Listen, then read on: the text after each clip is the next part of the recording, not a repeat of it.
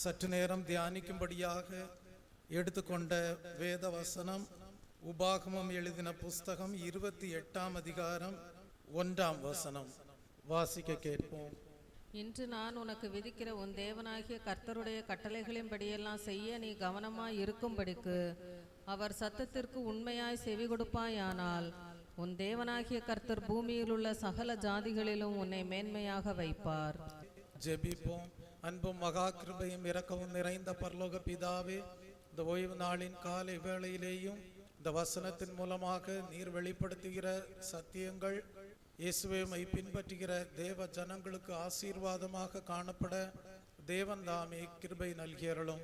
இயேசு கிறிஸ்துவின் இன்ப நாமத்தில் ஜெபிக்கிறேன், பரிசுத்தமுள்ள நல்ல பிதாவே, ஆமேன். கர்த்தருடைய நாமத்திற்கு மகிமை உண்டாவதாக. கடந்த சில வாரங்களாக நாம் இந்த வசனத்தை தியானித்து வருகிறோம். நாம் வாசிக்க கேட்ட இந்த வசனத்திலே எழுதப்பட்டிருக்கிறது என்னவென்றால், கர்த்தர் தம்முடைய ஜனங்களை மேன்மைப்படுத்தக்கூடியவராக காணப்படுகிறார். கர்த்தரால் தேவ ஜனங்கள் சமுதாயத்திலே, குடும்பத்திலே அவர்கள் எடுத்துக்கொள்கிற எல்லா நல்ல பிரயாசங்களிலேயும் மேன்மை அடைகிறவர்களாக காணப்படுகிறார்கள் என்றால், அவர்களுடைய வாழ்க்கையிலே உண்டாயிருக்கக்கூடிய விசேஷித்த குணங்கள், தெய்வீக பண்புகள் எப்படிப்பட்டவைகள் என்பதை நாம் தியானித்து வருகிறோம். அப்படி தியானித்த வேளையிலே முதலாவது கற்றுக்கொண்ட விஷயம் என்னவென்றால், மேன்மைக்கு முன்னானது தாழ்மை என்று சத்தியத்தை அறிந்து கொண்டோம். அப்படியானால் கர்த்தரால் மேன்மை அடைகிறவர்களுடைய வாழ்க்கையிலே எப்படிப்பட்ட தெய்வீக சுபாவம் உண்டாயிருக்கும் என்றால், கிறிஸ்துவின் சுபாவமாகிய தாழ்மை என்கிற குணம் உண்டாயிருக்கும். இரண்டாவதாக, கர்த்தரால் மேன்மை அடைகிறவர்களுடைய வாழ்க்கையிலே எப்படிப்பட்ட தெய்வீக சுபாவம் உண்டாயிருக்கும் என்பதை தியானித்த வேளையிலே அவர்கள் கர்த்தருடைய பார்வையிலே நன்மை செய்யக்கூடியவர்களாக காணப்படுவார்கள். நன்மை செய்வதனால் மேன்மை உண்டு என்பதை கற்றுக்கொண்டு வருகிறோம். கர்த்தருடைய பார்வையிலே ஒரு தேவ பிள்ளை நன்மை செய்யக்கூடியவனாக காணப்பட வேண்டுமானால் எப்படிப்பட்ட அனுபவங்கள் உண்டாயிருக்க வேண்டும் என்பதை குறித்து தியானித்து வருகிறோம். அப்படி தியானித்த வேளையிலே நாம் அறிந்து கொண்ட சத்தியம் என்னவென்றால், கர்த்தருடைய பார்வையிலே நன்மை செய்கிற தேவ ஜனங்கள் சரியான பலியின் மீது விசுவாசம் வைத்தவர்களாக காணப்படுவார்கள். அவர்கள் தேவனுக்கு பிரியமான, தேவன் அங்கீகரிக்கும் விதமாக மேன்மையான ஆவிக்குரிய பலிகளை செலுத்தக்கூடியவர்களாக காணப்படுவார்கள். கர்த்தருடைய நாமத்திற்கு மகிமை உண்டாவதாக. அப்படியானால் அறிந்து கொள்ள வேண்டிய சத்தியம் என்ன? புதிய ஏற்பாட்டின் காலத்திலே ஜீவித்து வருகிற தேவ ஜனங்களுடைய வாழ்க்கையிலே எப்படிப்பட்ட ஆவிக்குரிய பலிகள் உண்டாயிருக்க வேண்டும் என்பதை அறிந்திருக்க வேண்டும். அறிந்திருந்தால்தான் தேவ ஜனங்கள் என்று சொல்லப்படுகிறவர்கள் தேவனுடைய பார்வையிலே நன்மை செய்கிறவர்களாக, தேவனுக்கு பிரியமான மேன்மையான ஆவிக்குரிய பலிகளை செலுத்தக்கூடியவர்களாய் இருப்பார்கள். கர்த்தருடைய நாமத்திற்கு மகிமை உண்டாவதாக. ஆகவே எப்படிப்பட்ட ஆவிக்குரிய பலிகளை செலுத்துவதன் மூலமாக தேவனுடைய பார்வையிலே நன்மை செய்கிறவர்களாக காணப்பட முடியும் என்பதை அறிந்து கொள்ளும்படியாக சத்திய வசனங்களை தியானித்த போது முதலாவது அறிந்து கொண்ட விஷயம் என்னவென்றால், தேவன் நொறுங்குண்ட இருதயம் உள்ளவர்களுக்கு சமீபமாயிருக்கிறார், நறுங்குண்ட ஆவி உள்ளவர்களை இரட்சிக்கிறார் என்கிற வசனத்தின் மூலமாக முதலாவது தேவன் எதிர்பார்க்கக்கூடிய மேன்மையான ஆவிக்குரிய பலி எப்படிப்பட்டது என்பதை கற்றுக்கொண்டோம். கர்த்தர் பணிந்த ஆவி உள்ளவர்களை நேசிக்கிறார். கர்த்தர் நொறுங்குண்ட இருதயம் உள்ளவர்களுக்கு சமீபமாக காணப்படுகிறார். நறுங்குண்ட ஆவி உள்ளவர்களை இரட்சிக்கிறார். அப்படியானால் எந்த ஒரு மனிதன் தேவனுடைய பார்வையிலே தேவ பிள்ளையாக காணப்படும்படியாக நொறுங்குண்ட இருதயத்தையும் நறுங்குண்ட ஆவியையும் பணிந்த ஆவியையும் பெற்றுக்கொள்ளக்கூடிய அனுபவத்திற்குள் தேவனால் வழிநடத்தப்படுகிறாளோ அந்த தெய்வீக அனுபவம் தேவன் விரும்புகிற ஆவிக்குரிய மேன்மையான பலியாக காணப்படுகிறது. காரணம், அந்த நொறுங்குண்ட இருதயத்தை பெற்றுக்கொள்ளக்கூடிய யாரானாலும் அவர்களுடைய வாழ்க்கை தேவனுக்கென்று அர்ப்பணிக்கப்படக்கூடியதாக காணப்படுகிறது. தேவனே என்னை ஏற்றுக்கொள்ளும் என்று மன்றாடக்கூடிய இருதயமாக காணப்படுகிறது. ஆகவே அப்படிப்பட்ட இருதயத்தை, அப்படிப்பட்ட பணிந்த ஆவியோடு காணப்படுகிறவர்களை கர்த்தர் தமக்கென்று நன்மையானதாக கண்டு, ஜீவியத்தை நன்மையானதாக கண்டு, ஆவிக்குரிய பலியாக, மேன்மையான பலியாக அங்கீகரிக்கிறார். அவர்களை மேன்மைப்படுத்துகிறார், ஆசீர்வதிக்கிறார். இரண்டாவதாக, தேவனுடைய பார்வையிலே ஒரு தேவ பிள்ளையினுடைய ஜீவியம் நன்மையானதாக காணப்பட வேண்டுமானால் ஸ்தோத்திர பலிகள் உண்டாயிருக்க வேண்டும். உதடுகளின் கனியாகிய ஸ்தோத்திர பலிகளும் உள்ளத்தின் ஆழத்திலிருந்து தியாகமாக சுகந்த வாசனையாக கடந்து வரக்கூடிய உதடுகளின் காளையாகிய ஸ்தோத்திர பலிகளும் காணப்பட வேண்டும். கொம்பும் விரிகுளம்பும் உள்ள காளை எருதை பார்க்கிலும் தேவனுக்கு பிரியமான ஆவிக்குரிய பலியாக தேவன் ஸ்தோத்திர பலிகளை ஏறெடுக்கிறவர்களை ஆசீர்வதிக்கிறார். துதிகளின் மத்தியிலே வாசம் பண்ணக்கூடிய தேவனாய் இருக்கிறார். ஆகவே தேவனுடைய பார்வையிலே தேவ பிள்ளையினுடைய ஜீவியமானது நன்மைக்கு ஏதுவாக காணப்பட வேண்டுமானால் தேவன் எதிர்பார்க்கிற உதடுகளின் கனியாகிய ஸ்தோத்திர பலிகளும் உதடுகளின் காளையாகிய ஸ்தோத்திர பலிகளும் ஆவிக்குரிய மேன்மையான பலிகளாக காணப்பட வேண்டும் என்பதை கற்றுக்கொண்டோம். கர்த்தருடைய நாமத்திற்கு மகிமை உண்டாவதாக. மூன்றாவதாக, ஒரு தேவ பிள்ளையினுடைய ஜீவியமானது தேவனுடைய பார்வையிலே நன்மையானதாக காணப்பட வேண்டுமானால், மேன்மை அடைய வேண்டுமானால் எப்படிப்பட்ட ஆவிக்குரிய மேன்மையான பலிகள் உண்டாயிருக்க வேண்டும் என்பதை கற்றுக்கொண்ட போது அறிந்து கொண்ட விஷயம் என்னவென்றால், கடந்த வாரத்திலே நாம் தியானித்தோம், நீதியும் நியாயமும் செய்கிறவர்களாக காணப்பட வேண்டும். அதுவே தேவன் எதிர்பார்க்கக்கூடிய நன்மையாக காணப்படுகிறது. கர்த்தருடைய நாமத்திற்கு மகிமை உண்டாவதாக. பலிகளை செலுத்துவதை பார்க்கிலும் அதிகமாக நியாயம் செய்வதை தேவன் எதிர்பார்க்கக்கூடியவராக காணப்படுகிறார். அதையே தேவ பிள்ளையினுடைய வாழ்க்கையிலே மேன்மையானதாக தேவன் கருதுகிறார். கர்த்தர் உன்னை மேன்மையாக வைப்பார் என்று சொல்லும் போது நன்மை செய்வதனால் மேன்மை உண்டு.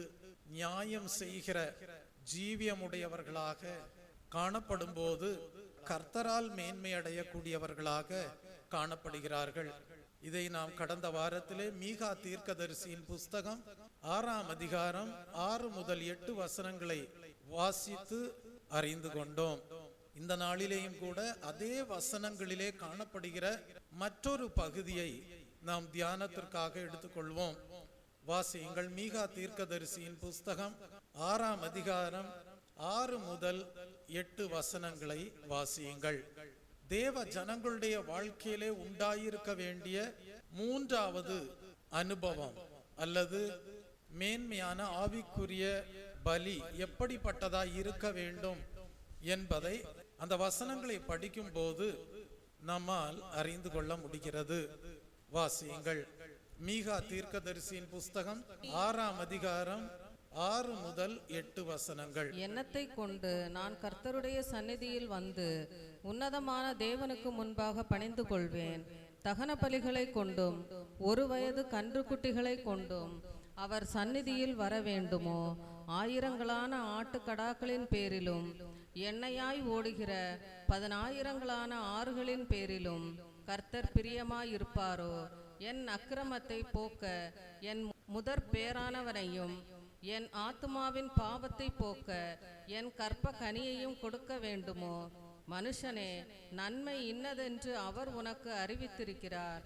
நியாயம் செய்து இரக்கத்தை சிநேகித்து உன் தேவனுக்கு முன்பாக மனத்தாழ்மையாய் நடப்பதை அல்லாமல் வேறே எண்ணத்தை கர்த்தர் உன்னிடத்தில் கேட்கிறார்.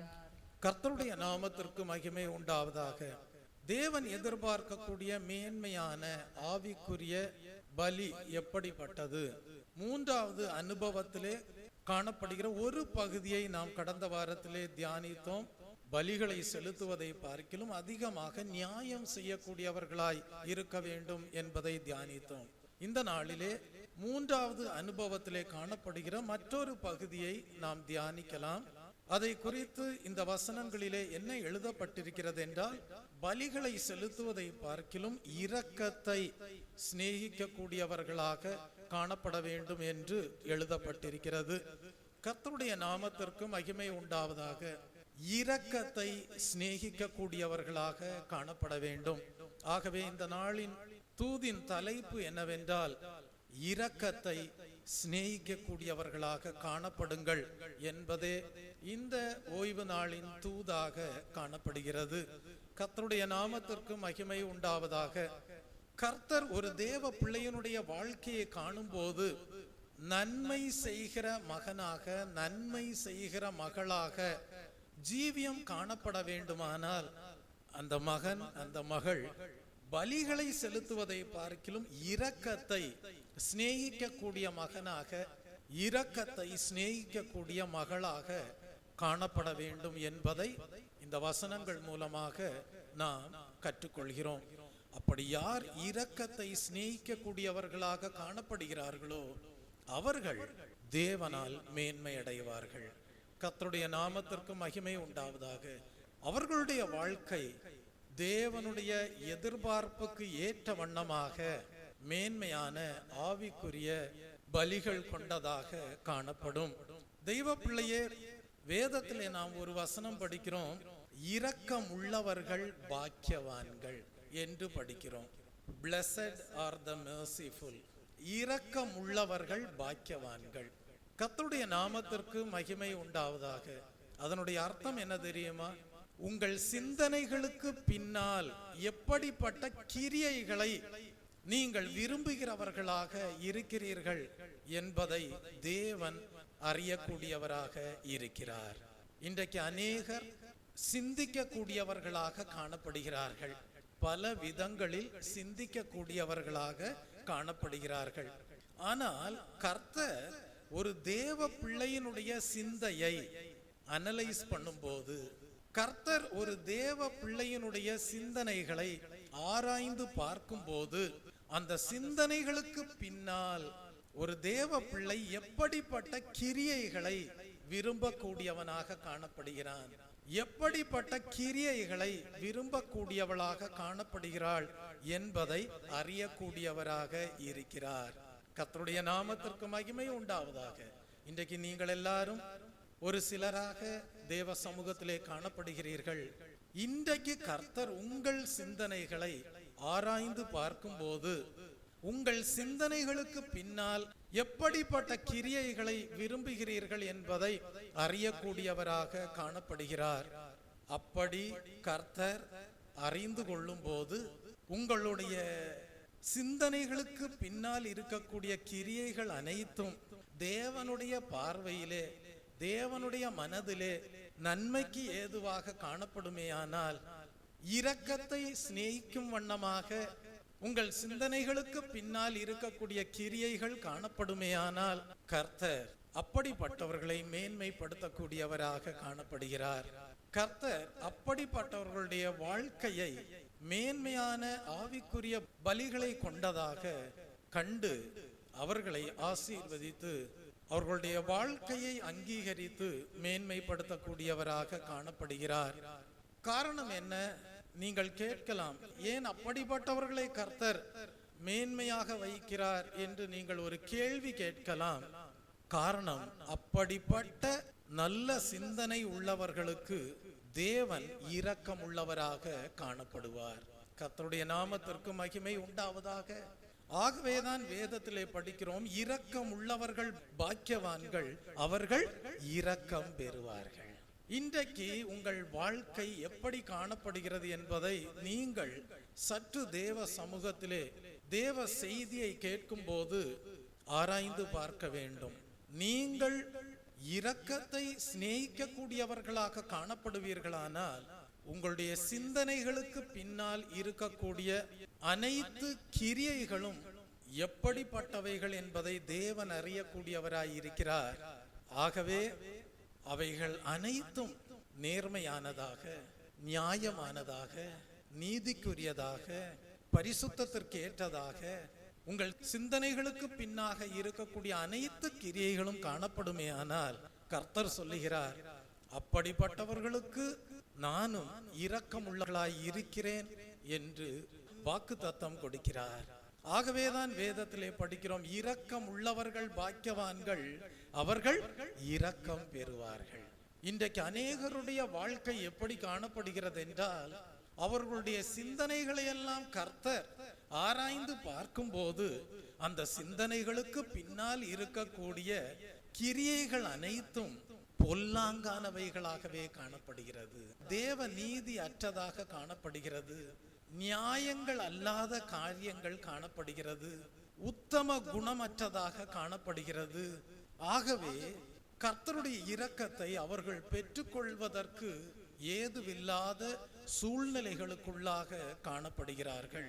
ஆகவே இந்த ஓய்வு நாளின் காலை வேளையிலே ஒவ்வொருவரும் ஒரு நல்ல தீர்மானம் எடுத்துக்கொள்ள வேண்டும். கர்த்தாவே, உம்முடைய இரக்கம் எங்களுடைய வாழ்க்கையிலே எந்நாளும் உண்டாயிருக்கும்படியாக எங்கள் சிந்தனைகளுக்கு பின்னால் இருக்கக்கூடிய அனைத்து கிரியைகளும் கர்த்தாவே உத்தமமாக காணப்படும்படியாக அர்ப்பணம் செய்கிறோம் என்று சொல்லி நல்ல தீர்மானங்களை எடுத்துக்கொள்வீர்களானால் நீங்கள் தான் இரக்கத்தை சிநேகிக்க கூடியவர்களாக காணப்படுகிறீர்கள்.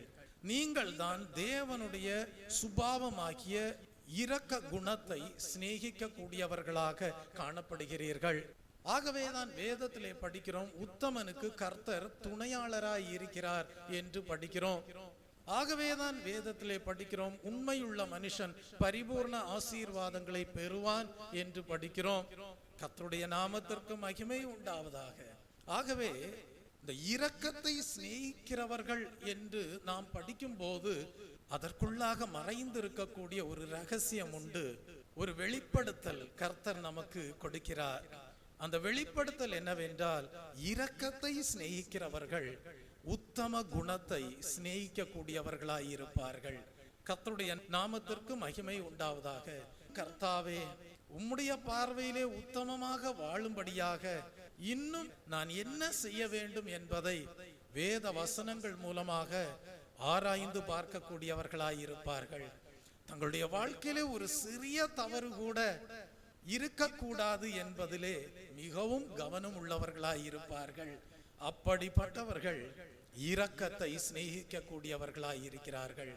அப்படிப்பட்டவர்களுடைய சிந்தனைகளுக்கு பின்னாக இருக்கக்கூடிய கிரியைகள் அனைத்தும் உத்தமமானதாக காணப்படும். அவர்கள் தேவனால் சிநேகிக்கப்படக்கூடியவர்களாக காணப்படுவார்கள். கர்த்தர் அவர்களுக்கு இரக்கமுள்ளவராக காணப்படுவார். ஆகவேதான் மலை பிரசங்கத்தில் இயேசு கிறிஸ்து போதித்தார், இரக்கமுள்ளவர்கள் பாக்கியவான்கள், அவர்கள் இரக்கம் பெறுவார்கள் என்று சத்தியத்தை எடுத்துரைத்தார். கர்த்தருடைய நாமத்திற்கு மகிமை உண்டாவதாக.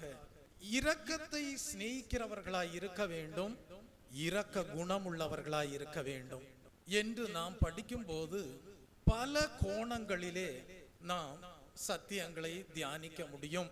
முதல் அனுபவமாக நாம் கற்றுக்கொண்டது என்னவென்றால், நம்முடைய சிந்தனைகளுக்கு பின்னால் இருக்கக்கூடிய கிரியைகள் அனைத்தும் தேவன் அறியக்கூடியவராய் இருக்கிறார். அவைகள் அனைத்தும் தேவனுக்கு முன்பாக காணப்படுகிறது. ஆகவே தேவன் விரும்புகிற உத்தம குணமுள்ளவர்களாக வாழ விரும்புகிறவர்களாய் இருக்க வேண்டும். அப்படிப்பட்டவர்கள் இரக்கத்தை சிநேகிக்க கூடியவர்களாய் இருக்கிறார்கள். அவர்கள் பாக்கியவான்கள், அவர்கள் ஆசீர்வதிக்கப்படுவார்கள். காரணம், கர்த்தர் அவர்களுக்கு இரக்கமுள்ளவராய் இருப்பார். ஆகவேதான் நாம் வேதத்திலே படிக்கிறோம், தேவன் புனிதனுக்கு புனிதனும் என்று படிக்கிறோம். அந்த கோணத்திலே சிந்திக்கும் போது கர்த்தர் மனிதனுடைய வாழ்க்கை எப்படி காணப்பட வேண்டும் என்பதை எதிர்பார்க்கிறார் என்பதை நாம் அறிந்து கொள்கிறோம். கர்த்தருடைய நாமத்திற்கு மகிமை உண்டாவதாக. ஆகவே இரக்கத்தை சிநேகியுங்கள் என்று வேதத்தின் மூலமாக கற்றுக்கொள்ளும் போது முதலாவது அனுபவமாக நீங்கள் உத்தம குணமுள்ளவர்களாக வாழும்படியாக தீர்மானம் செய்வீர்களாக. கர்த்தருடைய நாமத்திற்கு மகிமை உண்டாவதாக. மத்தேயு எழுதின சுவிசேஷ புஸ்தகம் 18ஆம் அதிகாரத்திற்கு வரும்போது 33ஆம் வசனத்தை படித்து பாருங்கள். மத்தேயு 18ஆம் அதிகாரம் 33ஆம் வசனம். அங்கே நாம் படிக்கிறோம், நான் உனக்கு இறங்கினது போல நீயும் உன் உடன் வேலைக்காரனுக்கு இறங்க வேண்டாமோ என்று சொல்லி. போதும். நான் உனக்கு இறங்கினது போல நீயும் உன் உடன் வேலைக்காரனுக்கு இறங்க வேண்டாமோ என்று சொல்லி என்று எழுதப்பட்டிருப்பதை நாம் படிக்கிறோம். கர்த்தருடைய நாமத்திற்கு மகிமை உண்டாவதாக. அப்படியானால் இந்த வசனத்தை படிக்கும் போது ஒவ்வொரு மனிதனும் தேவ பிள்ளையாக தேவனுடைய பார்வையிலே நன்மை செய்கிறவனாக காணப்படும்படியாக, தேவனுடைய பார்வையிலே மேன்மையான ஆவிக்குரிய பலியை செலுத்தக்கூடியவனாக காணப்படும்படியாக, எப்படிப்பட்ட இரக்க சுபாவம் உள்ளவனாக காணப்பட வேண்டும் என்பதை நாம் இந்த வசனத்தை படிக்கும் போது இரண்டாவது அனுபவமாக இரக்கத்தை சிநேகிப்பது என்றால் எப்படிப்பட்டது என்பதை கற்றுக்கொள்கிறோம். கர்த்தருடைய நாமத்திற்கு மகிமை உண்டாவதாக. நாம் இந்த வசனத்தின் மூலமாக கர்த்தர் கற்றுக் கொடுக்கும்படியான இரக்க குணம் எப்படிப்பட்டது என்பதை அறிந்து கொள்ளும்படியாக 21ஆம் வசனத்திலிருந்தே படிக்கும் போது விஷயங்களை அறிந்து கொள்ள முடியும். 21ஆம் வசனத்திலிருந்து வாசிக்க கேட்போம். அப்பொழுது பேதுரு அவரிடத்தில் வந்து, ஆண்டவரே, என் சகோதரன் எனக்கு விரோதமாய் குற்றம் செய்து வந்தால் நான் எத்தனை தரம் மன்னிக்க வேண்டும்? 7 தரம் மட்டுமோ என்று கேட்டான். அதற்கு இயேசு, 7 தரம் மாத்திரமல்ல, 7 தரம் மட்டும் என்று உனக்கு சொல்லுகிறேன் என்றார். பாருங்கள், நான் உனக்கு இறங்கினது போல நீயும் உன் உடன் வேலைக்காரனுக்கு இறங்க வேண்டாமோ என்கிற வசனத்தை நாம் படிக்கும் போது கர்த்தர் எப்படிப்பட்ட இரக்க குணமுள்ளவர்களாய் இருக்க வேண்டும் என்கிற இரண்டாவது அனுபவத்தை இந்த வேத பகுதியின் மூலமாக அறிந்து கொள்ளும்படியாக செய்கிறார்.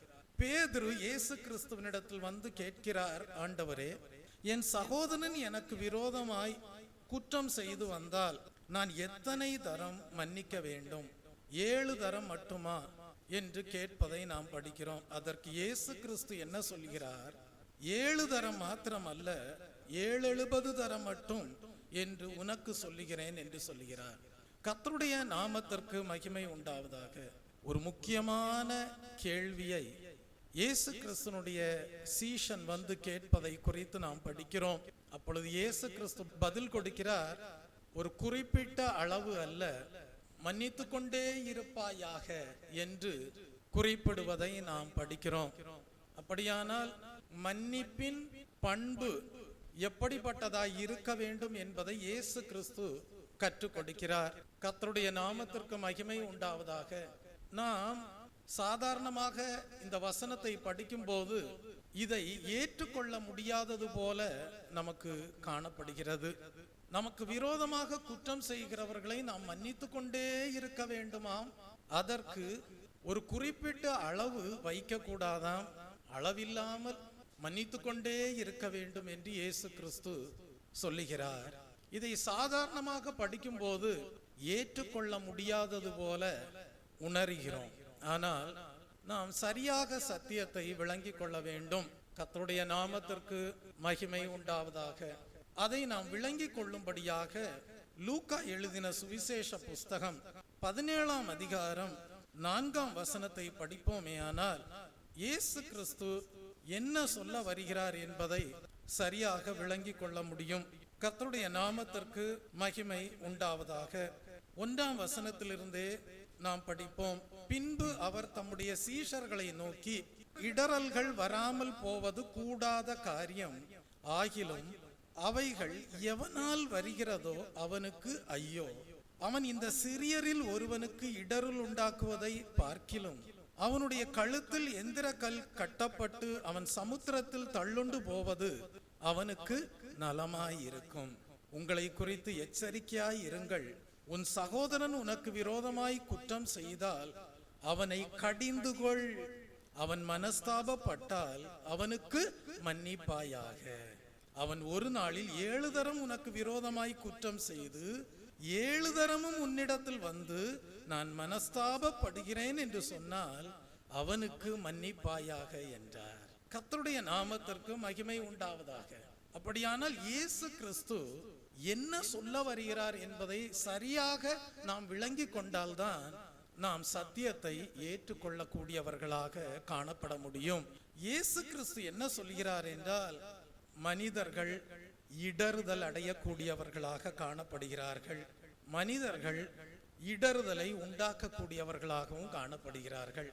என்றாலும் யாரால் இடறுதல் உண்டாகிறதோ அவர்களுக்கு ஐயோ என்று சொல்லிவிட்டு என்ன சொல்கிறார் என்றால், மற்றவர்களை இடறுதல் அடைய வைக்காதிருங்கள் என்று முதலாவது ஒரு சத்தியத்தை சொல்லிவிட்டு அடுத்தபடியாக சொல்லுகிறார், உங்கள் சகோதரன் உனக்கு விரோதமாக குற்றம் செய்தால் அவனை நீ என்ன செய், கடிந்து கொள் என்று சொல்கிறார். கர்த்தருடைய நாமத்திற்கு மகிமை உண்டாவதாக. அப்படியானால் நமக்கு விரோதமாக சகோதரன் என்று சொல்லப்படுகிற ஒருவன் குற்றம் செய்கிறவனாக காணப்படுவானேயானால் நாம் முதலாவது என்ன செய்ய வேண்டும், நீ செய்வது தவறு என்று சொல்லி கடிந்து கொள்ளக்கூடியவர்களாக காணப்பட வேண்டும். அப்படியானால் ஒரு கேள்வி எழும்புகிறது, எப்படி கடிந்து கொள்வது என்று ஒரு கேள்வி எழும்புகிறது.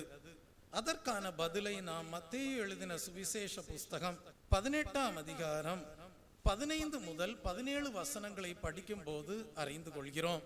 எப்படி கடிந்து கொள்ள வேண்டும் என்பதை குறித்து அங்கே ஆலோசனைகள் கொடுக்கப்பட்டிருக்கிறது.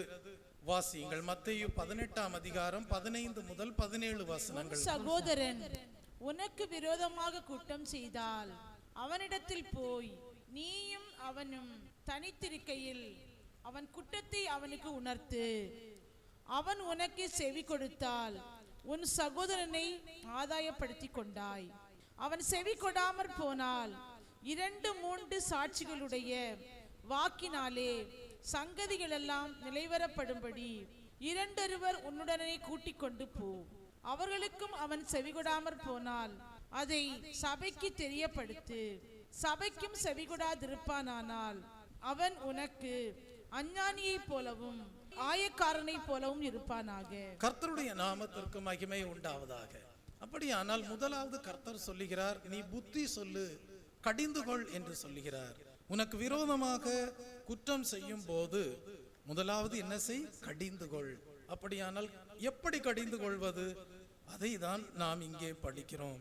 நீ ஒரு மனிதனை உன்னுடைய சகோதரனாக நினைத்திருக்கும் போது அவன் உனக்கு விரோதமாக குற்றம் செய்து கொண்டே வருவானானால் முதலாவது நீ என்ன செய்ய வேண்டும், அவன் தனியாக இருக்கும் போது அவனிடத்தில் போய் அவன் செய்த குற்றத்தை அவனுக்கு உணர்த்தி காட்டி என்ன செய்ய வேண்டும், அவன் மறுபடியும் அப்படி குற்றம் செய்யாமல் இருக்கும்படியாக அவனுக்கு ஆலோசனை சொல்ல வேண்டும்.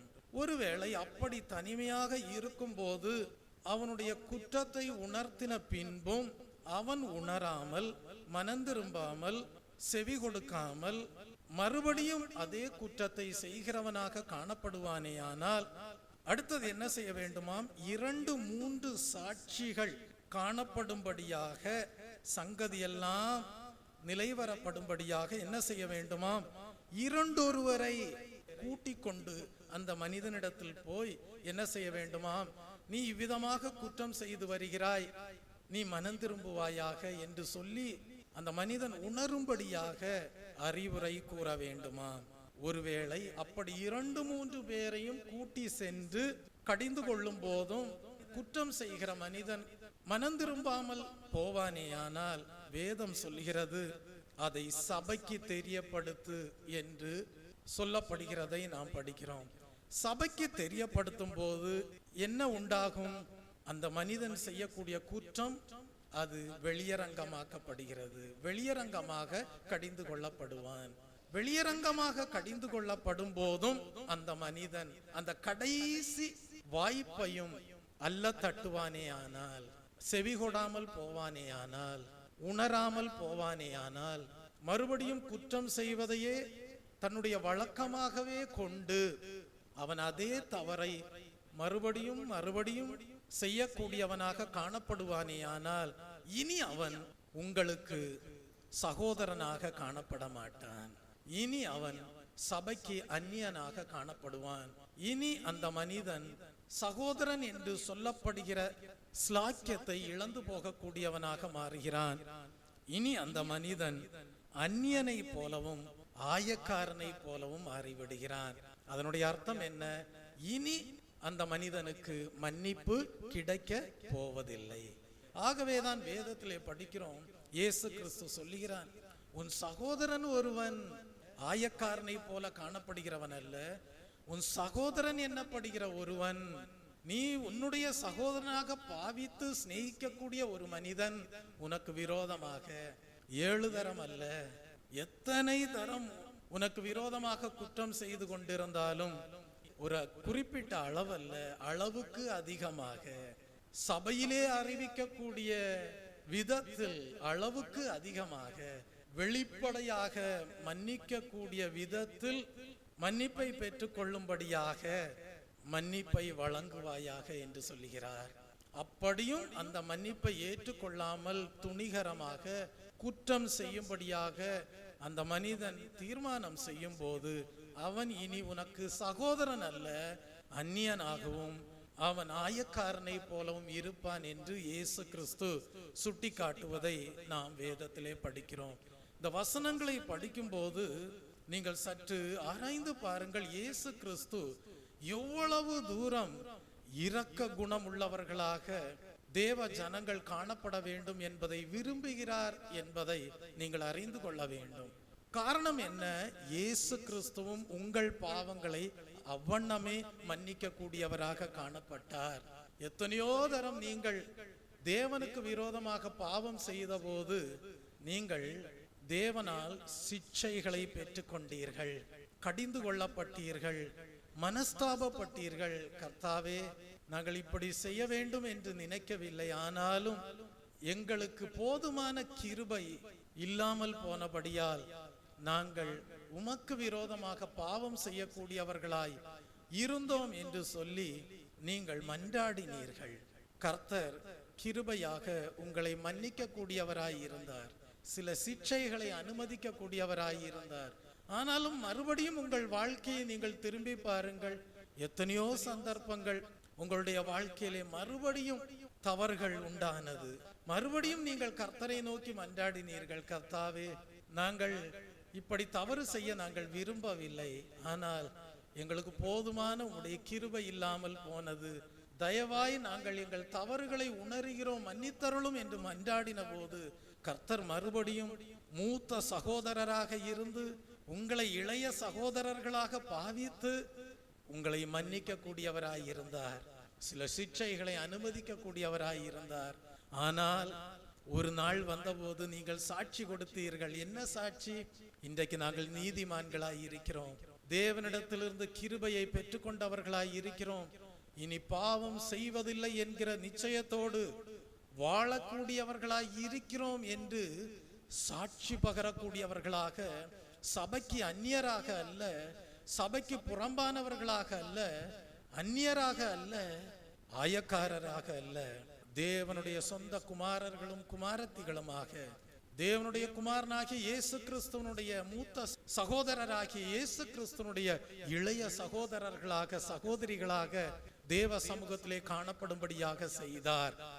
அப்படி காணப்படுகிற தேவ ஜனங்களே கர்த்தர் சொல்லுகிறார், உங்களுக்கு விரோதமாக குற்றம் செய்கிற எந்த சகோதரனானாலும் சகோதரியானாலும் நீங்கள் எப்படி கிறிஸ்து இயேசுவினிடத்திலிருந்து இரக்கத்தை பெற்றுக்கொண்டு நீதிமான்களாக்கப்பட்டிருக்கிறீர்களோ அப்படியே 7 தரம் மாத்திரமல்ல 70 தரம் மட்டும் அவர்கள் ஆயக்காரராக அந்நியராக போய்விடாதபடி இரக்கம் செய்வீர்களாக. அவர்கள் மனஸ்தாபப்படும் போது, அவர்கள் தங்கள் தவறுகளை உணரும் போது, இனி நாங்கள் பாவம் செய்ய மாட்டோம் என்று தீர்மானம் பண்ணும் போது அவர்களுக்கு மன்னிப்பை வழங்குவீர்களாக என்று சொல்லுகிறார்.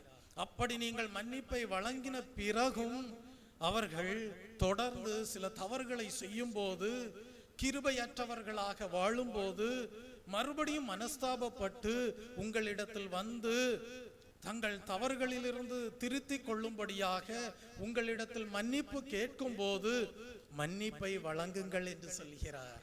காரணம், அப்படி உங்களிடத்தில் வந்து மனஸ்தாபப்பட்டு தங்கள் தவறுகளை உணர்ந்து மன்னிப்பிற்காக மன்றாடும் போது அவர்கள் தாழ்மையுள்ளவர்களாக காணப்படுகிறார்கள். தாழ்மையுள்ளோருக்கு தேவன் கிருபை உள்ளவராய் இருக்கிறார்.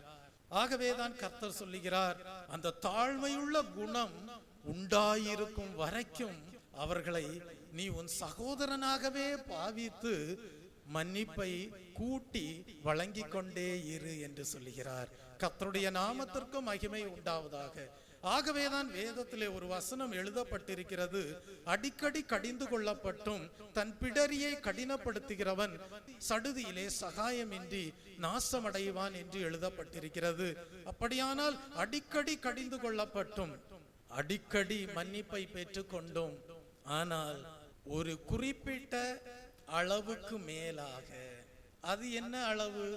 70 தரம் மட்டும் சபைக்கு புறம்பாக, அந்நியராக, ஆயக்காரராக போகும் விதத்தில் இருதயத்தை கடினப்படுத்தி கொண்டு பெருமையுள்ளவர்களாக மாறி பாவங்களை செய்வதிலே துணிகரம் கொண்டு உணர்ச்சியற்றவர்களாக கடின இருதயத்தோடு காணப்படும் போது சடுதியிலே அழிவு உண்டாகிவிடும். இன்றைக்கு உங்களுடைய வாழ்க்கையை நீங்கள் ஆராய்ந்து பார்க்கும் போது நீங்கள் இரக்க குணமுள்ளவர்களாய் இருந்தீர்கள். கர்த்தர் உங்களுக்கும் இரக்கம் உள்ளவராய் இருந்தார். இன்றைக்கு தேவனுடைய சமூகத்திலே நீதிமான்களாக காணப்படுகிறீர்கள். கர்த்தருடைய நாமத்திற்கு மகிமை உண்டாவதாக. ஆனால் அநேகருடைய வாழ்க்கையை பாருங்கள், அவர்கள் தங்கள் இருதயத்தை கடினப்படுத்தினார்கள். அவர்கள் தாழ்மையுள்ள குணமில்லாமல் மாறி போனார்கள். அவர்கள் தங்களுடைய வாழ்க்கையிலே துணிகரம் கொண்டு நாங்கள் எதற்கு உணர வேண்டும், நாங்கள் செய்வது தவறல்ல என்று சொல்லி துணிகரம் கொண்டு தேவனுடைய பார்வையிலே அவர்கள் பின்மாற்றம் அடைந்தவர்களாகவும் மனம் திரும்பாதவர்களாகவும் தங்கள் வழியை சரியென்று அவர்களே தீர்மானம் செய்து கொண்டு அவர்கள் பாவத்தின் சம்பளம் மரணம் என்று எழுதப்பட்டிருக்கிறது. அந்த 2ஆம் மரணமாகிய அக்கினி கடலிலே அழிந்து போகும்படியாகவே தங்களுடைய வாழ்க்கையை பிசாசுக்கென்று ஒப்பு கொடுத்தவர்களாக காணப்பட்டார்கள். ஆகவேதான் அவர்களுடைய வாழ்க்கையானது, அநேகருடைய வாழ்க்கையானது அழிந்து போவதற்கு ஏதுவாக மாறி போனது. அழிந்து போகுதல் என்று சொல்லும் போது அதனுடைய அர்த்தம் என்ன? தேவனுடைய பார்வையிலே அவர்கள் துன்மார்க்கராக, அவர்கள் பாவிகளாக, அவர்கள் இனி மன்னிப்பை பெற்றுக்கொள்வதற்கு ஏதுவாக அவர்களுடைய வாழ்க்கையானது துர்பாக்கியம் கொண்டதாக, தேவனுடைய சபைக்கு தூரமானதாக, நித்திய நரக அக்கினிக்கு பங்குள்ளவர்களாக காணப்படும்படியாக ரட்சிப்பு எவ்வளவு அருமையானது என்பதை உணராதவர்களாக மாறி போனார்கள். ஆகவேதான் வேதத்திலே படிக்கிறோம், துன்மார்க்கனுடைய வழியோ அழியும் என்று படிக்கிறோம். ஆனால் கர்த்தர் நீதிமான்களின் வழியை அறிந்திருக்கிறார் என்று படிக்கிறோம். கர்த்தருடைய நாமத்திற்கு மகிமை உண்டாவதாக.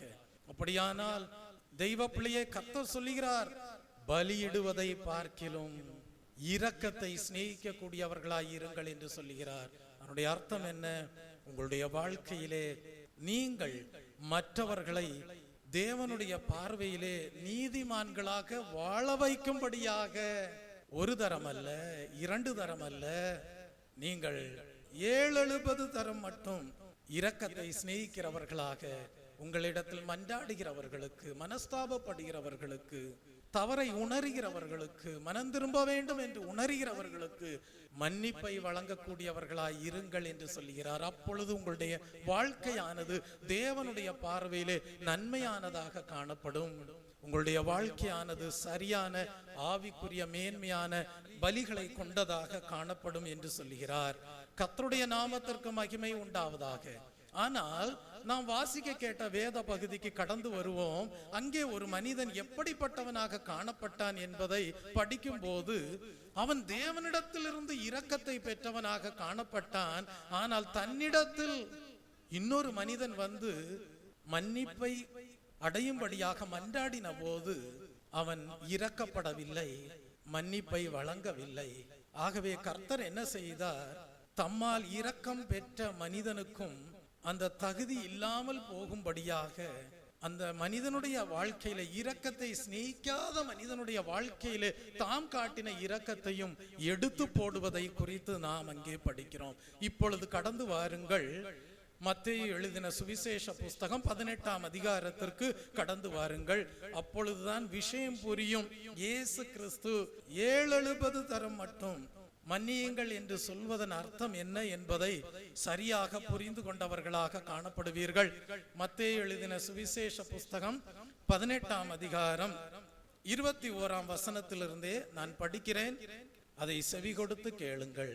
அப்பொழுது பேதுரு அவரிடத்தில் வந்து, யாரிடத்தில் வந்து? இயேசு கிறிஸ்துவனிடத்தில் வந்து, ஆண்டவரே, என் சகோதரன் எனக்கு விரோதமாய் குற்றம் செய்து வந்தால் நான் எத்தனை தரம் மன்னிக்க வேண்டும்? 7 தரம் மட்டுமோ என்று கேட்டான். அதற்கு இயேசு, 7 தரம் மாத்திரமல்ல, 70 தரம் மட்டும் என்று உனக்கு சொல்லுகிறேன் என்று சொல்லுகிறார். நன்றாக தெளிவாக சொல்லுகிறார். 70 தரம் மட்டும். கர்த்தருடைய நாமத்திற்கு மகிமை உண்டாவதாக. அதனுடைய அர்த்தம் என்ன?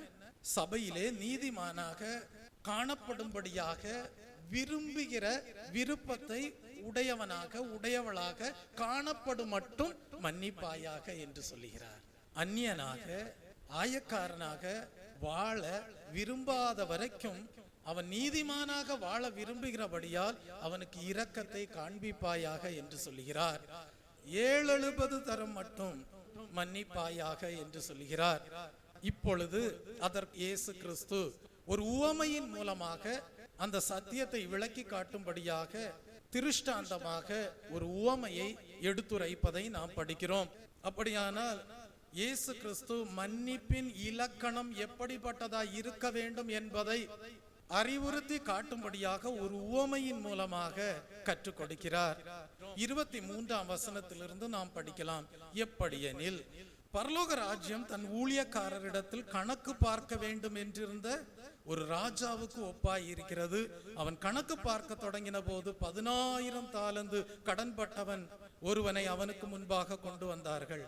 கடனை தீர்க்க அவனுக்கு நிர்வாகம் இல்லாதபடியால் அவனுடைய ஆண்டவன் அவனையும் அவன் பெண் ஜாதி பிள்ளைகளையும் அவனுக்கு உண்டான எல்லாவற்றையும் விற்று கடனை தீர்க்கும்படி கட்டளையிட்டான். அப்பொழுது அந்த ஊழியக்காரன் தாழ விழுந்து வணங்கி, ஆண்டவனே, என்னிடத்தில் பொறுமையாயிரும், எல்லாவற்றையும் உமக்கு கொடுத்து தீர்க்கிறேன் என்றான். அந்த ஊழியக்காரனுடைய ஆண்டவன் மனதிறங்கி அவனை விடுதலை பண்ணி கடனையும் அவனுக்கு மன்னித்து விட்டான். அப்படி இருக்க அந்த ஊழியக்காரன் புறப்பட்டு போகையில் தன்னிடத்தில் 100 வெள்ளிப்பணம் கடன் பட்டவனாகிய தன் உடன் வேலைக்காரரில் ஒருவனை கண்டு அவனை பிடித்து தொண்டையை நெரித்து, நீ பட்ட கடனை எனக்கு கொடுத்து தீர்க்க வேண்டும் என்றான். அப்பொழுது அவனுடைய உடன் வேலைக்காரன் அவன் காலிலே விழுந்து, என்னிடத்தில் பொறுமையாயிரும், எல்லாவற்றையும் உமக்கு கொடுத்து தீர்க்கிறேன் என்று அவனை வேண்டிக் கொண்டான். அவனோ சம்மதியாமல் போய் அவன் பட்ட கடனை கொடுத்து தீர்க்கும் அளவும் அவனை காவலிலே போடுவித்தான். நடந்ததை அவனுடைய உடன் வேலைக்காரர் கண்டு மிகவும் துக்கப்பட்டு ஆண்டவனிடத்தில் வந்து நடந்ததையெல்லாம் அறிவித்தார்கள்.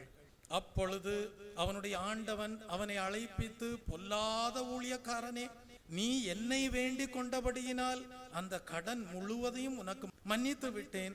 நான் உனக்கு இறங்கினது போல நீயும் உன் உடன் வேலைக்காரனுக்கு இறங்க வேண்டாமோ என்று சொல்லி அவனுடைய ஆண்டவன் கோபம் அடைந்து அவன் பட்ட கடன்களை எல்லாம் தனக்கு கொடுத்து தீர்க்கும் அளவும் உபாதிக்கிறவர்களிடத்தில் அவனை ஒப்பு கொடுத்தான் என்று படிக்கிறோம். இந்த சத்தியத்தின் அடிப்படையிலே தான் 35ஆம் வசனத்திலே சொல்லுகிறார், நீங்களும் அவனவன் தன் தன் சகோதரன் செய்த தப்பிதங்களை மனப்பூர்வமாய் மன்னியாமற் போனால் என் பரமபிதாவும் உங்களுக்கு இப்படியே செய்வார் என்று குறிப்பிடுவதை நாம் படிக்கிறோம். கர்த்தருடைய நாமத்திற்கு மகிமை உண்டாவதாக. இங்கே ஆண்டவன் என்று சொல்லப்பட்டிருக்கிறது யாரை குறித்து என்றால், நம்முடைய அருமை இரட்சகராகிய இயேசு கிறிஸ்துவை குறித்து சொல்லப்பட்டிருக்கிறது. யாராலும் மீட்க முடியாத விதத்தில் நம்முடைய வாழ்க்கையானது முற்காலங்களை திரும்பி பார்ப்போமேயானால் பலவிதமான அடிமைத்தனங்களுக்குள்ளாக காணப்பட்டது. ஆனால் இயேசு கிறிஸ்து என்ன செய்தார்? நாம் அவரை நோக்கி விசுவாசித்து மன்றாடின போது, நாம் அவர் கல்வாரி சிலுவையிலே செய்து முடித்த கிரியைகள் மீது நம்முடைய விசுவாசத்தை வைத்து, இயேசுவே எங்களுடைய பாவங்களை மன்னித்தருளும், எங்களுடைய சாபங்களை நீக்கியருளும், எங்களுடைய அடிமைத்தனங்களில் இருந்தெல்லாம் எங்களை மீட்டு ரட்சியும் என்று மன்றாடின போது இயேசு கிறிஸ்து என்ன செய்தார்? தம்முடைய விலையேற பெற்ற இரத்தத்தினாலே நம்மை கழுவி சுத்தமாக்கி நம்மை மீட்டு தம்முடைய குமாரராக குமாரத்திகளாக காணப்படும்படியாக, பாவ சரீரங்கள் எல்லாம் அடக்கம் பண்ணப்படும்படியாக, சத்தியத்திற்கு நேராக நம்முடைய வாழ்க்கையை முன்னெடுத்து சென்று பரிசுத்தாவின் அபிஷேகத்தையும் பெற்றுக்கொள்ளும்படியாக கிருபை நல்கினார். தெய்வ பிள்ளையே, அப்படியானால் நமக்கு இயேசு கிறிஸ்து இரக்கத்தை காண்பித்து கிருபையினாலே இலவசமாக விசுவாசத்தினாலே ரட்சிக்கப்பட்டீர்கள் என்கிற வேத வசனத்தின்படி நாம் நீதிமான்களாகும்படியாக கர்த்தர் கிருபை நல்கினார் என்றால், நாம் மிகவும் ஜாக்கிரதை உள்ளவர்களாக காணப்பட வேண்டும். நாம் அந்த இரக்கத்தையும் நாம் தேவ நீதியையும் இழந்து போய்விடாதபடி வாழும்படியாக மிகவும் ஜாக்கிரதை உள்ளவர்களாக காணப்பட வேண்டும். நாம் என்ன செய்ய வேண்டும்? நம்முடைய வாழ்க்கையை கர்த்தர் எப்படி ஆசீர்வாதமாக்கினாரோ, எப்படி நம்முடைய வாழ்க்கையில இருந்த சாபங்களை எல்லாம் நீக்கும்படியாக, அடிமைத்தனங்களிலிருந்தெல்லாம் மீட்கும்படியாக, நம்முடைய ஜீவியத்தை சுத்திகரிக்கும்படியாக பாவ மன்னிப்பை நமக்கு கட்டளையிட்டாரோ, அதை நாம் ஒரு நாளும் மறந்து விடக்கூடாது. பாவ மன்னிப்பை பெற்று நீதிமான்களாக தேவ சமூகத்திலே காணப்படுகிற நாம் என்ன செய்ய வேண்டும்? தெய்வ பிள்ளையே, மற்றவர்கள் உங்களிடத்தில் வந்து இரக்கம் காண்பிக்கும்படியாக மன்றாடும் போது நீங்கள் என்ன செய்ய வேண்டும் என்றால், கர்த்தர் நமக்கு இரக்கம் பாராட்டி இருக்கிறார் என்பதை உணர்ந்து அவர்கள் நீதிமான்களாக வாழும்படியாக, அவர்கள் பரிசுத்தவான்களாக வாழும்படியாக, தேவனுடைய கிருபையின் புண்ணியத்தை அவர்களும் அறிவிக்கும்படியாக அவர்களுக்கு இரக்கம் செய்கிறவர்களாக காணப்பட வேண்டும். ஆகவேதான் கர்த்தர் சொல்லுகிறார், இரக்கத்தை சிநேகியுங்கள். யார் இரக்கத்தை சிநேகிக்கிறார்களோ அவர்கள்தான் தாழ்மையுள்ளவர்களாக, தங்களிடம் வந்து மனஸ்தாபப்பட்டு மன்னிப்பை கேட்கிறவர்களிடத்தில் இரக்கம் வேண்டும் என்று மன்றாடுகிறவர்களுக்கு இரக்கம் காண்பித்து மன்னித்து அவர்களும் நீதிமான்களாக வாழும்படியாக வழிவகை செய்யக்கூடிய கிருபையுள்ளவர்களாக காணப்படுவார்கள். அப்படியே நீங்களும் காணப்படுவீர்களாக. அதை தான் இந்த ஓய்வு நாளின் காலை வேளையிலே கர்த்தர், நீ நன்மை செய்தால் உனக்கு மேன்மை இல்லையோ என்கிற வசனத்தின் மூலமாக எப்படிப்பட்ட இரக்கத்தை சிநேகிக்கக்கூடியவர்களாக நீங்கள் அனுபவங்களோடு காணப்பட வேண்டும் என்கிற சத்தியத்தை எடுத்துரைக்கக்கூடியவராக காணப்படுகிறார். கர்த்தருடைய நாமத்திற்கு மகிமை உண்டாவதாக. ஒரு நாளும் தேவ ஜனங்களே, உங்களுடைய வாழ்க்கையிலே the spirit of offense, ஒரு நாளும் உங்களுடைய வாழ்க்கையிலே எதிர்த்து நிற்கக்கூடிய ஆவிக்கு ஒரு நாளும் நீங்கள் இடம் கொடாமல் ஜீவிப்பீர்களாக.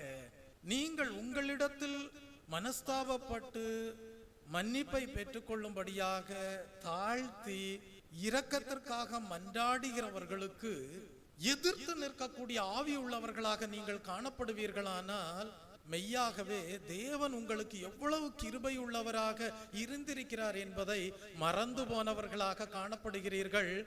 ஒரு குறிப்பிட்ட சூழ்நிலையிலே என்ன நடக்கும் தெரியுமா?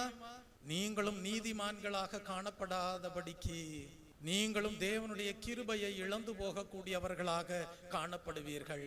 ஆகவேதான் வேதத்திலே படிக்கிறோம், நாம் நிர்மூலமாகாதிருப்பது தேவனுடைய கிருபையே என்று படிக்கிறோம். கர்த்தருடைய நாமத்திற்கு மகிமை உண்டாவதாக.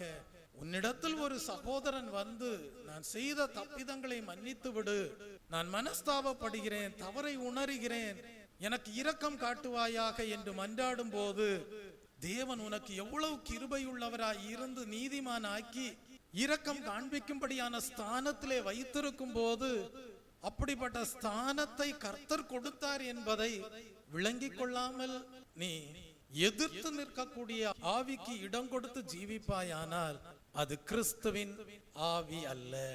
கர்த்தருடைய நாமத்திற்கு மகிமை உண்டாவதாக. எதிர்த்து நிற்கக்கூடிய ஆவிக்கு நீ உன் வாழ்க்கையில இடம் கொடுக்கும் போது அங்கே தேவனுடைய கிருபையை இழந்து போகிறாய். தேவன் உன் வாழ்க்கையிலே வைத்திருக்கிற மகா பெரிய கிருபை எப்படிப்பட்டது என்பதை மறந்து போகிறாய், நிர்மூலமாக போகிறாய். ஆகவேதான் வேதத்தில் எழுதப்பட்டிருக்கிறது, நிர்மூலமாகாதிருப்பது தேவனுடைய கிருபையே என்று. கர்த்தருடைய நாமத்திற்கு மகிமை உண்டாவதாக.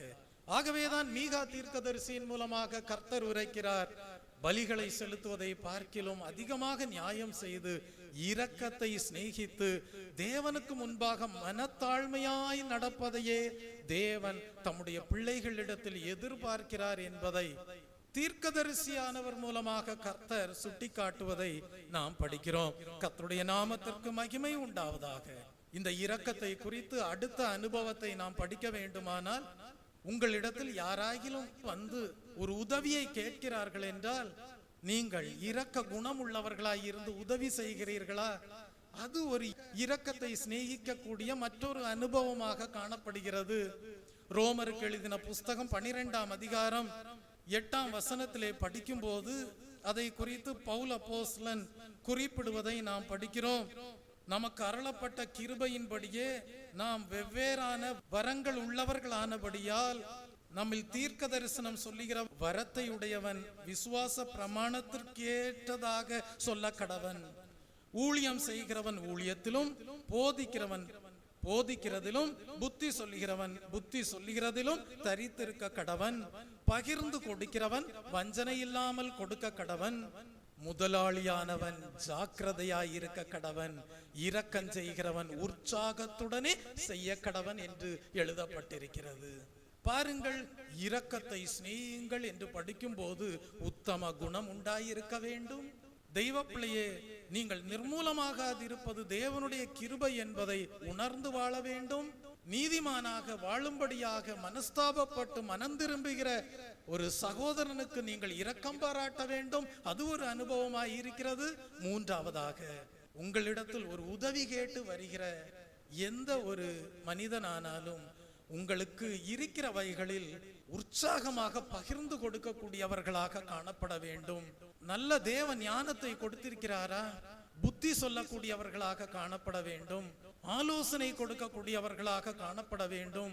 இது இரக்கத்தை சிநேகிப்பது என்பதின் மற்றொரு அனுபவமாக காணப்படுகிறது. நீங்கள் கொடுக்கிறவர்களாக காணப்படுகிறீர்கள் என்றால் கிருபை பெற்றவர்களாக காணப்படுகிறீர்கள். கொடுப்பது என்பது கிருபை. கர்த்தருடைய நாமத்திற்கு மகிமை உண்டாவதாக. சிலர் என்னிடத்தில் கேட்டிருக்கிறார்கள், பாருங்கள், உங்களுக்கு ஒரு விதத்திலும் பிரயோஜனமாய் இல்லாமல் காணப்படுகிற மனிதனுக்கெல்லாம் நீங்கள் ஏன் நன்மை செய்கிறீர்கள் என்று. நான் சொல்லுவதெல்லாம் ஆலோசனை கேட்கும்படியாக வருகிறார்கள், இரக்கம் வேண்டும் என்று கேட்கிறார்கள், நன்மை செய்யுங்கள் பாஸ்டர் என்று சொல்லுகிறார்கள். அப்படி மனத்தாழ்மைப்படும் போது நான் தேவனுடைய கிருபையை பெற்றவனாக, இரக்கம் செய்யக்கூடியவனாக காணப்படுகிறேன். என்னுடைய பகுதியிலே நான் என்னுடைய வாழ்க்கையை சரியாக வைத்துக் கொள்கிறேன். ஆனால் இரக்கம் பெற்றுக் கொள்கிறவர்கள், அவர்கள் தேவனுக்கு கணக்கு கொடுக்க வேண்டும். கர்த்தருடைய நாமத்திற்கு மகிமை உண்டாவதாக. நான் வேலை செய்த நாட்களிலே பல அனுபவங்களை சந்தித்திருக்கிறேன். நன்மை செய்ய வேண்டிய நேரங்களை எல்லாம் விளையாடியே காலத்தையும் சமயத்தையும் போக்கடிக்க கூடியவர்களாக காணப்பட்டிருந்திருக்கிறார்கள். ஆனால் இனி விளையாட முடியாது என்கிற சூழ்நிலை வரும்போது கடைசியாக என்னிடத்தில் வந்து சொல்லியிருக்கிறார்கள், சாரி என்று. ஒரே வார்த்தையில் முடித்து விடுவார்கள், சாரி என்று. ஏனென்றால் அதற்கு பிறகு விளையாட முடியாது அவர்களால். ஊழியத்திற்கு வந்த பிறகும் இது நடந்திருக்கிறது. முடிந்த வரைக்கும் விளையாடுவார்கள், ஆனால் அதற்கு பிறகு விளையாட முடியாது என்கிற சூழ்நிலை வரும்போது கடைசியாக வந்து சாரி என்கிற ஒரு வார்த்தையோடு இரக்கத்தை பெற்றுக் கொள்வார்கள். கர்த்தருடைய நாமத்திற்கு மகிமை உண்டாவதாக. கர்த்தர் அந்த மனத்தாழ்மையை கனப்படுத்துகிறார். நீ முன்பு எவ்வளவோ விளையாண்டு இருக்கலாம், நீ எவ்வளவோ தேவனுக்கு விரோதமாக பெருமை உள்ளவனாக நடந்திருக்கலாம். ஆனால் கர்த்தர் ஒரு சூழ்நிலைக்குள்ளாக கொண்டு வருவார், நீ தாழ்மைப்படும்படியாக. அப்பொழுது நீ சாரி கேட்கிறாய் பார்த்தியா, அந்த ஒரு வார்த்தையிலே உனக்குள்ளாக ஒரு தாழ்மை உள்ள குணம் கடந்து வருகிறது. கர்த்தர் அந்த சமயத்தில் என்ன செய்கிறார்? நீதிமானாக வாழும்படியாக இரக்கத்தை சிநேகிக்கக்கூடிய பண்பை நீதிமான்களுக்கு கொடுத்திருக்கிறார். கர்த்தருடைய நாமத்திற்கு மகிமை உண்டாவதாக. ஆகவே இந்த நாளிலே கற்றுக்கொண்ட வேத வசனங்களை நீங்கள் உங்கள் மனதிலே எழுதி வைத்துக் கொள்வீர்களாக. எப்படிப்பட்ட நன்மை செய்கிறவர்களாக நீங்கள் காணப்பட வேண்டும் என்பதை கேட்ட சத்தியத்தை உணர்ந்து ஜீவிப்பீர்களாக. பலிகளை பார்க்கிலும் அதிகமாக நியாயம் செய்து இரக்கத்தை சிநேகிக்க கூடியவர்களாக காணப்படுங்கள். தேவனுக்கு முன்பாக மனத்தாழ்மையாய் நடப்பதையே தேவன் தம்முடைய பிள்ளைகளிடத்தில் எதிர்பார்க்கக்கூடியவராக காணப்படுகிறார். 7 தரம் அல்ல, 70 தரம் மட்டும் மன்னிக்க கூடியவர்களாய் இருங்கள்.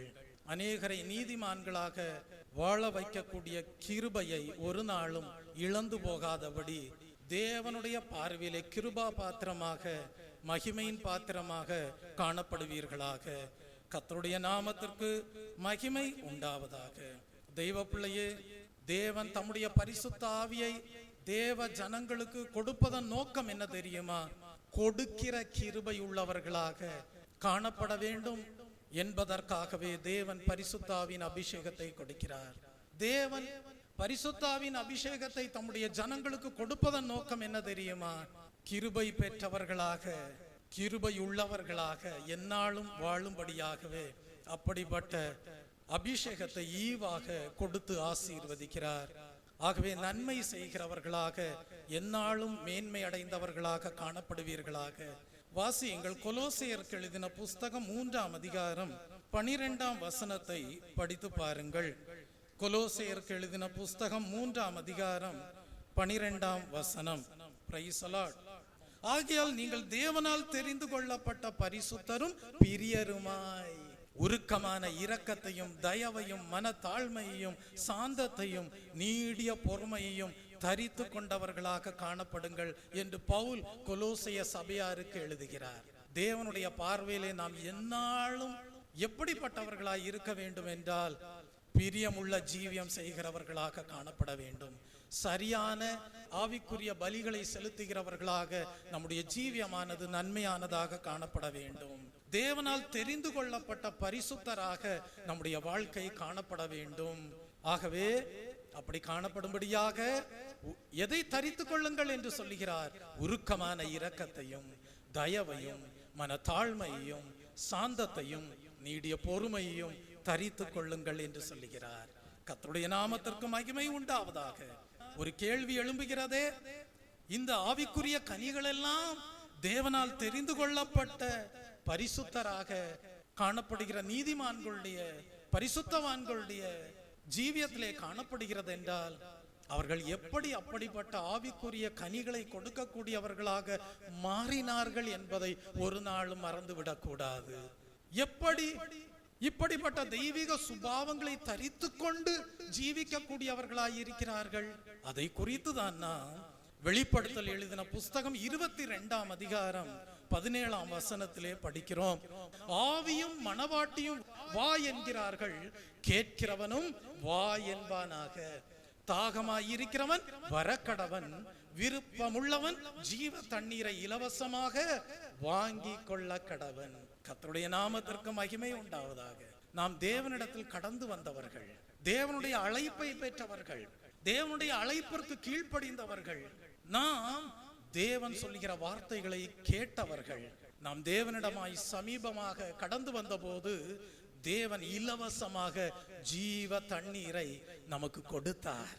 அதன் மூலமாக ஆவியின் கனிகள் நம்முடைய வாழ்க்கையிலே உண்டாயிருக்கும்படியாக செய்தார். ஆகவே இப்பொழுது கர்த்தர் என்ன சொல்கிறார்? இப்படிதான் ஜீவ தண்ணீரை பெற்றுக்கொண்டு தெரிந்து கொள்ளப்பட்டவர்களாக பரிசுத்தரும் பிரியருமாக எப்படி காணப்படுகிறீர்கள் என்கிறார்? தரித்து கொண்டிருக்கிறீர்கள், உடுத்தி கொண்டிருக்கிறீர்கள் என்று சொல்கிறார். எதை? உருக்கமான இரக்கத்தையும் தயவையும் மனத்தாழ்மையையும் சாந்த குணத்தையும் நீடிய பொறுமையையும் தரித்து கொண்டிருக்கிறீர்கள் என்று சொல்கிறார். ஆகவே அப்படிப்பட்ட பெரிய பாக்கியத்தை தேவனிடத்திலிருந்து பெற்ற பரிசுத்தவான்கள் நீதிமான்கள் என்ன செய்ய வேண்டும்? வா என்று அழைக்க வேண்டும். ஜீவ தண்ணீர் ஊற்றண்டையிலே கடந்து வருவாயாக என்று அழைக்க வேண்டும். செவி கொடுக்கிறவர்கள் கடந்து வருவார்கள், இரக்கத்தை பெற்றுக் கொள்வார்கள், அவர்களும் நீதிமான்களாக ஜீவிப்பார்கள். அவர்களும் நன்மை செய்கிறவர்களாக மாறுவார்கள், அவர்களும் மேன்மை அடைவார்கள். இப்படியாக நீதிமான்களே, பரிசுத்தவான்களே, இரக்கத்தை சிநேகிக்கிறவர்களாக, இரக்கம் செய்கிறவர்களாக நீங்கள் ஜீவிப்பீர்களானால் என்னாலும் தேவனுடைய பார்வையிலே தெரிந்து கொள்ளப்பட்டவர்களாக, பரிசுத்தவான்களாக, தேவனுக்கு பிரியமானவர்களாக, தேவன் கொடுத்த ஆவிக்குரிய உடுப்பை என்னாலும் தரித்து கொண்டவர்களாக, மேன்மை அடைந்தவர்களாக காணப்படுவீர்கள். கிறிஸ்துவின் வருகையின் நாளிலும் அப்படிப்பட்ட தெரிந்து கொள்ளப்பட்டவர்கள் அவரோடு சேர்த்து கொள்ளப்படுவார்கள். நீங்கள் பரலோக ராஜ்யத்திற்கு கடந்து செல்லும் போது ஒரு கூட்ட ஆத்துமாக்களையும் நீங்கள் இரக்கத்தை சிநேகித்தபடியினாலே ஆதாயப்படுத்தி மெய் பாக்கியகரமான பரலோக ராஜ்யத்திலே, நித்திய ராஜ்யத்திற்குள் கொண்டு சேர்க்கக்கூடியவர்களாக காணப்படுவீர்கள். அப்படிப்பட்ட பாக்கியகரமான நன்மையான ஜீவியம் உங்களுடையதாக காணப்பட, மேன்மை அடைய, சரியான ஆவிக்குரிய பலிகள் கொண்டதாக காணப்பட தேவன் தாமே உங்களுக்கும் கிருபை செய்வாராக. பலிகளை செலுத்துவதை பார்க்கிலும் அதிகமாக நியாயம் செய்து இரக்கத்தை சிநேகித்து தேவனுக்கு முன்பாக மனத்தாழ்மையாய் நடப்பதை தேவன் எதிர்பார்க்கிறார் என்பதை அறிந்து அப்படிப்பட்ட மெய் பாக்கியகரமான தெய்வீக வாழ்க்கைக்கு உங்கள் ஜீவியத்தை சமர்ப்பணம் செய்வீர்களாக. அப்பொழுது கர்த்தர் உங்களை தாங்குவார், ஏந்துவார், சுமப்பார். நீங்கள் கர்த்தருடைய பார்வையிலே அலங்காரமான கிரீடமாக காணப்படுவீர்கள், கிருபா பாத்திரமாக காணப்படுவீர்கள், மகிமையின் பாத்திரமாக காணப்படுவீர்கள். கர்த்ததாமே இந்த தேவ வார்த்தைகளை உங்களுக்கு ஆசீர்வாதமாக்குவாராக. ஆமீன். ஜெபிப்போம். அன்பும் மகா கிருபையும் இரக்கமும் நிறைந்த பரலோக பிதாவே, இன்றைக்கும் கூட நீ நன்மை செய்தால் உனக்கு மேன்மை இல்லையோ என்கிற வேத வசனத்தின் மூலமாக கர்த்தாவே, எப்படிப்பட்ட ஆவிக்குரிய பலிகள் மனிதனுடைய வாழ்க்கையிலே காணப்பட்டால் அது உம்முடைய பார்வையிலே நன்மைக்கு ஏதுவாக காணப்படும் என்பதை நீர் கற்றுக் கொடுத்து வருகிற தயவுக்காக உமக்கு ஸ்தோத்திரம். இன்றைக்கும் கற்றுக் கொடுத்த தயவுக்காக உம்மை நன்றியுள்ள இருதயத்தோடு ஸ்தோத்தரிக்கிறேன். கர்த்தாவே, இன்றைக்கும் கூட ஒரு அனுபவத்தை கற்றுக்கொள்ளும்படியாக கிருபை செய்த தயவுக்காக உமக்கு ஸ்தோத்திரம். பலிகளை செலுத்துவதை பார்க்கிலும் அதிகமாக நியாயம் செய்து இரக்கத்தை சிநேகிக்கிறவர்களாக காணப்பட வேண்டும் என்பதை அறிந்து கொள்ளும்படியாக செய்தீரே. அப்படியே உம்முடைய ஜனங்கள் ஒரு அனுபவமாக உத்தம குணம் உள்ளவர்களாக வாழ கர்த்தர் நீர் கிருபை நல்க வேண்டுமாய் ஜெபிக்கிறேன். கர்த்தாவே, இரண்டாவது அனுபவமாக இரக்கத்தை பெற்றுக்கொண்ட தேவ ஜனங்கள் மற்றவர்கள் தங்களிடத்தில் பட்ட கடனுக்காக சற்று சமயத்தை கேட்கும் போது கொடுத்து தீர்த்து விடுகிறேன், இரக்கம் காண்பியுங்கள் என்று மன்றாடும் போது கர்த்தாவே, இரக்கம் பாராட்டுகிற குணம் உள்ளவர்களாக காணப்பட கர்த்தர் நீர் அனுகிரகம் செய்தள வேண்டுமாய் ஜெபிக்கிறேன்.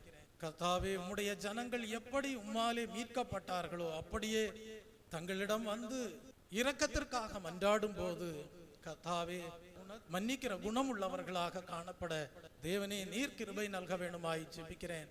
அப்பொழுது அவர்கள் என்னாலும் தேவ சபைக்கு அந்நியராக அல்ல, ஆயக்காரராக மாறி போகாதபடி காணப்படுவார்கள் என்கிற சத்தியத்தை அறிந்து கொள்ள செய்த தயவுக்காக மை நன்றியுள்ள இருதயத்தோடு ஸ்தோத்தரிக்கிறேன். மூன்றாவது அனுபவமாக நன்மை செய்கிறவர்களாக, பகிர்ந்து கொடுக்கிறவர்களாக, ஞானம் உண்டாயிருந்தால் அறிவை போதிக்கிறவர்களாக, தேவனுடைய வார்த்தைகளை துப்புரவாக போதிக்க கூடியவர்களாக, நன்மை செய்கிறவர்களாக, கொடுக்கிறவர்களாக, இயேசுவே கிருபா பாத்திரமாக உம்முடைய பார்வையிலே என்னாலும் கனம் பெற்றவர்களாக வாழச் செய்தள வேண்டுமாய் ஜெபிக்கிறேன். கர்த்தாவே, முன்பு அந்நியருமாக காணப்பட்டவர்களை நீர் அழைத்து உம்முடைய சுவிசேஷத்தை கேட்கும்படியாக செய்து, உம்முடைய சுவிசேஷ வார்த்தைகளுக்கு கீழ்ப்படியும்படியாக செய்து, கர்த்தாவே, விசுவாசிக்கிறவன் பதறான் என்று எழுதப்பட்டிருக்கிறது. அப்படியே கர்த்தாவே, காதுள்ளவர்களாக, கேட்டவர்களாக, உம்மிடத்தில் கடந்து வந்தவர்களாக, ஜீவ தண்ணீரை பெற்றுக்கொண்டவர்களாக, எப்படி இரக்கத்தையும் மன உருக்கத்தையும் மனத்தாழ்மையும் உடுத்தி கொண்டிருக்கிற பாக்கியத்தை அடைந்தார்கள் என்பதை ஒரு நாளும் மறந்து போகாமல் தாங்களும் மற்றவர்களுக்கு சரியான தெய்வ அழைப்பை கொடுக்கிறவர்களாக, அவர்களை தேவனே உம்மண்டையிலே கொண்டு வரக்கூடியவர்களாக, அவர்களும் கர்த்தாவே ஆசீர்வதிக்கப்பட, அவர்களும் கர்த்தாவே மனத்தாழ்மையை உடுப்பாக உடுத்தி கொண்டவர்களாக, இரக்கத்தையும் மன உருக்கத்தையும் உடுப்பாக உடுத்தி கொண்டவர்களாக, தெரிந்து கொள்ளப்பட்டவர்களாக, தேவனே உமக்கு பிரியமான ஜீவியம் செய்ய, மேன்மையான ஆவிக்குரிய பலிகள் கொண்ட ஜீவியமாக அவர்களுடைய வாழ்க்கையும் காணப்பட தேவரீர் ஆசீர்வதித்தருள வேண்டுமாய் ஜெபிக்கிறேன்.